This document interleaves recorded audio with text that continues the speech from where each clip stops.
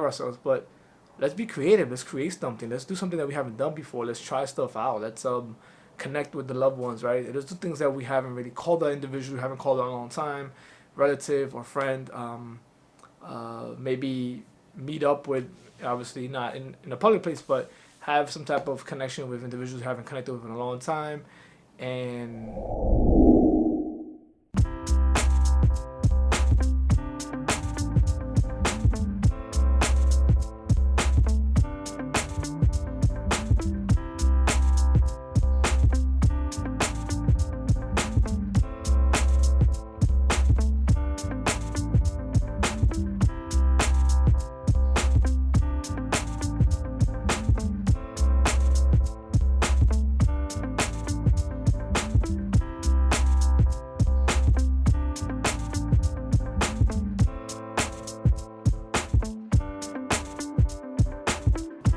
hey everybody, we're back, and I'm making this video whether it fails or it doesn't. I really want to share real quick on just what's going on right now. Obviously, we're in New York City, and we've been kind of, schools have been shut down, kids are home, so time is limited now to produce content. But I still want to make a video real quick and show everyone that I think in these times of where we're like kind of panicking and fearful and kind of forced to kind of isolate ourselves from others, with technology we can still connect, we can still be connected, at least not in person, but obviously technology wise we can connect through platforms like these, like Instagram, like TikTok, like um, Facebook, whatever platforms we're on, and how important it is, because some of us do feel lonely, some of us feel a little bit I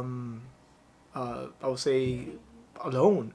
And now with these measures that are being taken because of the virus, a lot of us are being isolated, and for good measures. Obviously, we don't want things to spread, we don't want to have it hurt others, right? But I think there comes a moment where I'm appreciative of where we are right now with technology, where we can still really, basically give our gifts, connect with others regardless of what's going on.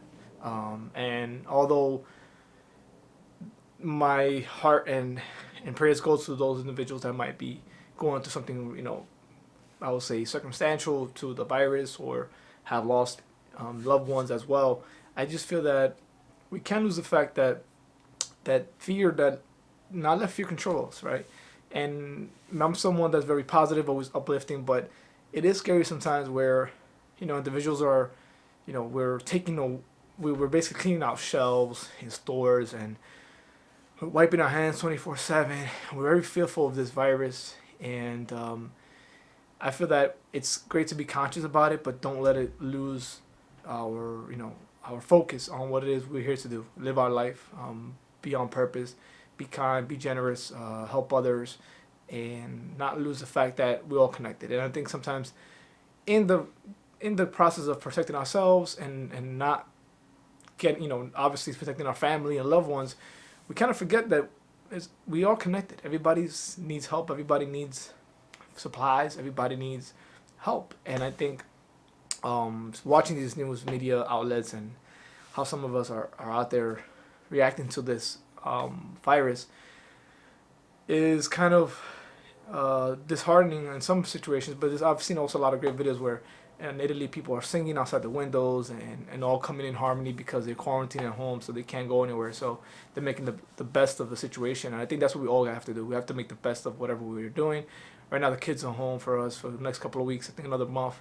And being that I'm always at home and I'm doing my content, it's going to be a little bit of a obstacle, but I'm going to make the best out of it and still be out there producing my content. So I think we all have to do that. We have to take secondary measures, but also I think this is a moment for us to really focus on the things we've been lacking. Like a lot of the distractions that we use are going to be shut down, right?